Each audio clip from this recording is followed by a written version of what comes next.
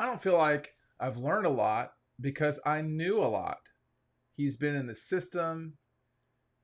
I've been around the kid. He's been our program. He's been in the offense. I've seen him have good days on third down against our defense, have bad days.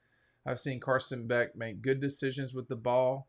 He's really efficient. I guess the only thing I've learned is he does have natural composure.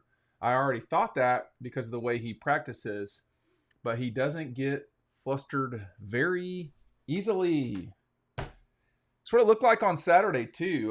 Carson Beck coming in for the Dogs, not coming in, but really lighting up in the second half against Auburn, a game that Georgia had to have for many different reasons, mainly to keep their undefeated season going. And they got a big test this weekend against undefeated Kentucky.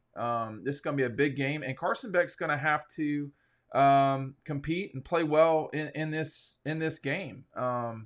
He's one of the reasons why Georgia's winning. And if you just look statistically at where he's at this season so far, it's been pretty effective, pretty efficient, I should say, more than anything. Passing the ball, he's at 72% for the year, almost 1,500 yards already, 7 touchdowns, 2 interceptions, averaging about almost right at 300 yards a game. Carson Beck has played pretty well. I think in terms of, against Auburn, the interception was just a bad play by Carson. I mean, it's just all there is to it. And, he recovered from that point forward and moved on to another nearly 70% game, going 23 of 33 for 313 yards, the game-winning touchdown on a 40-yard pass to I almost said Stetson Bennett, to Brock Bowers. So he's played well, and I think for a lot of people around the program, in and around the program, as I like to say, there's been confidence about Carson Beck for some time now, y'all. I mean, it's been something that people inside the program, around the program, they've been interested in seeing him play for a while. But Stetson Bennett was so good. There was really no reason to go to Carson for obvious reasons. But I think, to me, Saturday may well be a launching point for Carson Beck as far as the rest of the season is concerned. Now, I do think he's going to have games where he doesn't play well. That could come against Kentucky on Saturday night. I don't know. But he's going to have to get through that the way that he did at Auburn. He certainly wasn't playing poorly, but man, he was something else. Make sure you're getting 50% off a $10 value and spend $15 or more on your first order with our friends at DoorDash. Download the DoorDash app and enter the code DOGFOOTBALL, DAWG football.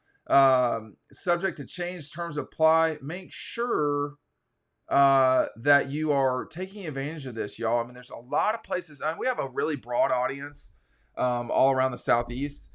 But I'll just say there's a bunch of restaurants in Athens. If you're going to be in Kentucky for the game, you don't want to cook late night after this game. You're going to be getting back to your place or your hotel. Just order DoorDash. It's the easiest way to do it. 50% off a $10 value on your first order. Make sure you're downloading the DoorDash app. I think Carson Beck,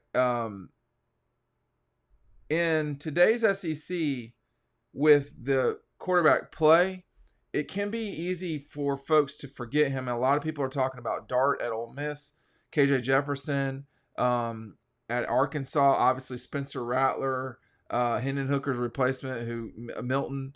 There's been a lot of really good quarterback discussion, even guys who've not played the way that folks want, like the quarterback at Alabama. There's been a lot made because there's really no superstars in this league right now. I would have to go back and look, and I will do that as we speak. When you think about a comparison between Stetson and Carson Beck during the first 5 games of these past 2 seasons, my suspicion is that Stetson has a better total just because of the Oregon game specifically. But I'll take a look at it real quick here. I mean, like he was 80% against Oregon. I mean, Stetson Bennett was straight up on fire against the Oregon Ducks. Too bad for them. But we're two games into this. Excuse me, we're two seasons into this thing. I only get all 5 games. No, the Auburn game last year was game 6. So the Missouri game where Stetson did not play well in that game, but they won. I bet these numbers are in the same universe as between the two players. The difference is that Carson in his time has not played a top 15 foe. He will get that this weekend essentially. Kentucky is not top 15, but he will get that here coming up. Yeah, a little bit more productive from Stetson, but not by much in terms of, he had a 56% completion game against Missouri. He did not play well against Missouri. He was hurt, I think it was. Stetson threw, at this point, he had thrown 5 touchdowns with 1 interception. I know Carson's thrown 2 interceptions. He's had 7 touchdowns, 1497 in terms of yards. Stetson with 1536. That's pretty close. Now, the difference is, and it might not be a significant one, but the difference between the two has been the rushing yards. I mean, Stetson had 57, but he had 15 off of that. So you have 42 yards rushing, Stetson, but with 4 touchdowns. Carson's only scored 1 touchdown on the ground. Two. 1 against UAB, 1 against Ball State. But the numbers, he's run for more yards. So, man, like when you actually have facts in front of you, and I know I do this live a lot of time, that's the real deal there. I mean, he's definitely playing well, Carson Beck. And I think that there's been a lot of discussion, obviously, about this season with Mike Bobo coming back and, what's that been like? Matt DeBerry wrote this article about what Kirby said about Mike Bobo earlier this week. Some still want to blame Mike Bobo. I'm not sure what the blame is for at this point. And make sure you're checking out our friends at EcoPod. You use this code right here, DOG15, to get 15% off any order. This is just one example of the furniture that they've got, y'all. And the furniture is the real deal. Make sure that you're taking advantage of that offer if you're redoing a patio or anything like that. This is a rocker that I've used in the office for some time now. I've got an Adirondack chair outside. Y'all have seen all the stuff that we've done outside. Make sure this is a very comfortable chair. It's got padding, etc. Make sure you're taking advantage of that. But, back to this story. Some want to blame Mike Bobo. Others can't wait to blame Mike Bobo. I want to see the Kentucky game before I kind of look. The easiest thing on earth many times, because Todd Monken dealt with this too, is to blame the offensive coordinator and or the first string quarterback. I'm sorry, I do want to ask, what is the blame for? Like, is it for not scoring 40 every game? That's just not how things work typically. I mean, I think a season ago, with the start that Georgia got off to in big games, now not in all games, but the start that they got off to, they really did play well, exceptionally well against Oregon and South Carolina. I don't think anybody that remembers it all will say they played well against Kent State or Missouri. And I would argue, if you remember this or not, I don't know. But against Samford, that was not a super hot game for Georgia. Now, it went real fast. They were up 30-0 at the half, but there was a lot of aggravation after that game because they were only up 13. They were kicking field goals in that game. I don't mind field goals. I mean, you'd rather score a touchdown, but I don't mind field goals. But then your offense is only going to click so many times in a season. This team isn't playing this team is not playing in the Pac-12 or the Big 12. These guys are playing legitimate, SEC defenses. Say what you want about South Carolina and Auburn. They're legitimate players. There are NFL players on all those teams, multiple ones. I just did want to come on here and talk about Carson just for a little bit. We've not, you know, the first game there was some, aggravation, I guess. Part of me has gotten to the point now we're 5 games into this thing, and I feel like I understand this team pretty well. I missed against the spread against South Carolina, and against UAB, but I got it right against Ball State and Auburn. I was one of the few people that did feel like they would not cover the line against Auburn, but Carson Beck has had no game where he's thrown multiple interceptions. That really matters. He's had no game where he's had a completion rate lower than 68%. He's not into the game yet, although he has been sacked twice. He was sacked twice against South Carolina. He has not had a game yet where he's had negative rushing yards. He's only had the first 3 games of the season where he did not throw for 300 yards. Now, I will say he was 6 yards short against Tennessee Martin and 17 short against Ball State. So that's why he's averaging almost 300 yards a game, because he's gone for 338 against UAB and then 313 against Auburn. I mean, with the way Kentucky plays defense, my suspicion is that Carson's going to have to get it done on Saturday too. Why is there why is there a lot of paranoia? I mean, is this just like kind of what we do as a society now? And that's fine as long as we understand that. I don't have an issue with it. I mean, I think that Carson Beck has played. There's times where he's played really well. Now, if you some people that I consider very smart people, insiders, will say he's missing guys. He is missing guys sometimes. That's what quarterbacks do. He's got to hit the connection with Oscar Delp against Auburn. That's got to be a touchdown. I don't know who that was on. I'm not smart enough to say. The essentially drop from Arian Smith against UAB. Georgia wound up scoring a touchdown on that drive, but that's not good enough. And that one to me was on Arian Smith. He's got to catch that. 5 games in the season a year ago, and everything's not apples to apples or linear. For those of you who have any sort of background on statistics, everything's not always going to go up. You're going to go up and down whenever you're playing a sport or just living life.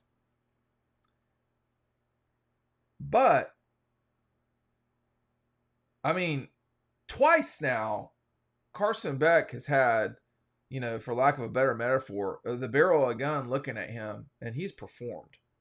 You're talking about being down 11 against South Carolina. They came out and absolutely executed back-to-back drives. When they had to get it against Auburn in the second half, they did. Y'all, you don't get a trophy without executing. And you got to do it when the pressure's on. The Ohio State game last year, the Tennessee game last year, the LSU game last year, the Mizzou game last year. Now, the LSU game I mentioned only because it was a championship moment and game. Georgia played pretty well in that game, but they didn't play unbelievable the entire game. So, I think we got to, as a society, we are trying to only remember the extremes. Whether you're watching Zach Wilson on Monday Night Football, I think it was Sunday Night Football, excuse me. Everything's not the best or the worst. You're allowed to improve. Zach Wilson's improved for the Jets. I know people don't want to say that, but he has. I've watched him play. Unfortunately, I've watched him play multiple times. And then when you look at, this Georgia team, have they gotten better as the season's gone on? I would say the offense certainly has. I think the defense, may have regressed slightly against Auburn, but that's why you have to adjust. And the thing I know this is a longer video, but the thing about Georgia, y'all, is they have one of the best adjusters in football, which is Kirby Smart. I mean, if Georgia has the lead at the half, they're probably not losing that game. I mean, I think the Alabama game in 17, the Alabama game in 20, I think those are the only games, maybe 16, they had the lead against Tennessee and Vanderbilt. But I would say of the games, I might have to go back and look. Of the games that Georgia's leading at the half, they're winning them almost all of the time. I know the Alabama games, they were not winning they were winning those games and lost them. But with that said, I mean, they were losing to Alabama and Indianapolis and came back to win. They were losing to Ohio State at the half and came back to win. They were losing to Oklahoma in the Rose Bowl and came back to win. I cannot remember the Auburn.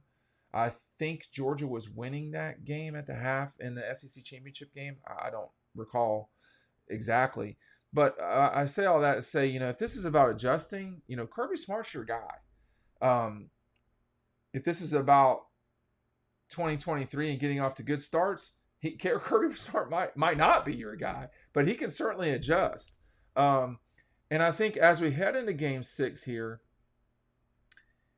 it's important to remember that this is a extremely long season. Although we're almost halfway through it, this is a long season. If Carson Beck continues to progress, which every single game will not be the case, but if he continues moving forward more than he's moving backwards, Georgia's going to not just be in the playoff. They're going to be the team that is the team to beat. They continue, by the way, to be the team to beat. Now, their odds went backwards this past week, and I think it's understandable why. I mean, they went from 250 to 300, so not going back a lot. Michigan's moved forward because they really played well, and I think if you see Georgia absolutely handle Kentucky the way that, I think Georgia's going to cover this line. Now, I reserve the right to be wrong, but there's the way that they're starting to play for me is a real positive sign. Okay. The first 2 games of the season were not, but over, you can start seeing, particularly on offense, that it's getting where they want to go. I wonder if this team is going to continue to turn the ball over 5 times in 3 games. My guess is not, but if they do, they're not playing for the national championship. They're probably not playing in Atlanta. I wonder if this team's defense is going to continue to have 200 yards rushed on them. Now, the answer to that is no.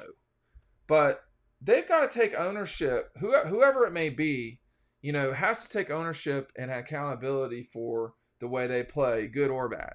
And, the defense is been put in bad situations a couple of times, but they're totally permitted, in fact, encouraged, not just to stop the other team for a field goal attempt or to prevent them from getting a first down after they get the ball, after a turnover occurs, but they're also allowed to get the ball and even score on fumble returns for touchdowns or pick sixes. It doesn't have to be that the same result that's happened continues to happen. That's where the adjustment comes in. We're going to see as time goes on what happens with Georgia. But Carson Beck has played well. And if he continues to play well, man, all bets are off.